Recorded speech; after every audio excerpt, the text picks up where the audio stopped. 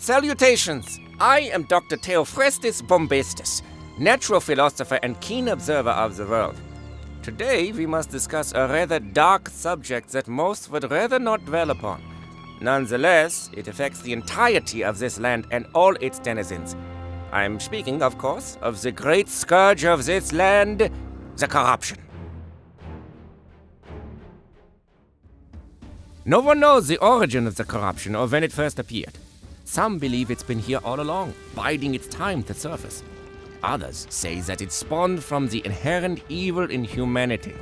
I believe, however, that its emergence is linked to the former masters of Aeternum, the beings we call the Ancients.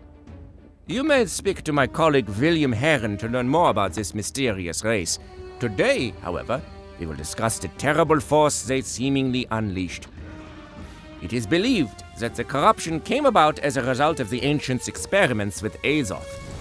Given the miraculous and unpredictable power of this substance, I find this rather plausible. But was it knowingly or unwittingly? Whatever the case may be, the evidence shows that it was the corruption that destroyed the ancient civilization. And I dare say, if we're not careful, the same fate could await us. So, what is the corruption? Some say it's Azoth, twisted into a malevolent form.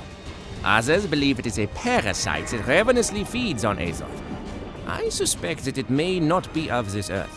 What is certain is that it invades living beings, turning them into the corrupted with the intent on spreading its influence.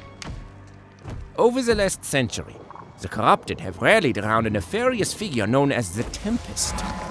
Whether this entity originated on the island or was shipwrecked here is not known. And this brings me to an interesting point. Why does corruption trap us here? Was it always so? Or could some other force be responsible for the storm wall? This would explain much. Any living creature can fall victim to this malevolent influence, but it appears that the dark side of a human psyche makes us especially vulnerable. Rage, pride, greed, these are the things the corruption may be drawn to. Commonly, the corrupted will take the forms of humans, although twisted into sinister forms. Their only goal appears to be the complete subjugation of Aeternum's inhabitants.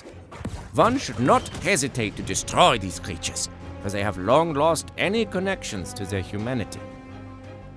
You will know the corrupted by a crimson glow in their eyes and by their scarlet raiments. While savage and brutal, they are cunning warriors, capable of tactical fighting and trickery. Be wary when facing them. Beasts may also become corrupted and help carry out the will of their dark masters. These ferocious creatures have no regard for their own lives and will not hesitate to rip you to pieces. But of all the forms of the corrupted, the most dangerous is their priests. These blasphemous clerics are the leaders of this hellish legion. They use dark magic to bend living beings to their will. If encountered, you must eliminate them as quickly as you can. Finally, I would be remiss not to mention the dangerous sorceress residing in Ebonscale Reach. Empress Zhou Tai Ying holds dominion over this fertile land, and she is steadily transforming it into a bastion for the corrupted. Without question, the Empress is one of the greatest threats we currently face. It is said that she amasses an army and a fleet of ships that are poised to launch a campaign across all of Aeternum. Someone will need to deal with this looming threat sooner rather than later. This will be one of the greatest battles anyone will face on Aeternum, so be sure you are fully prepared before undertaking this treacherous quest. So that, in essence, is the corruption. Its evil must be purged from this world, and it will require great champions to see this grim task done. But if there's one thing I have become quite good at during my time here, it's the ability to spot a great champion. Go forth, intrepid adventurer!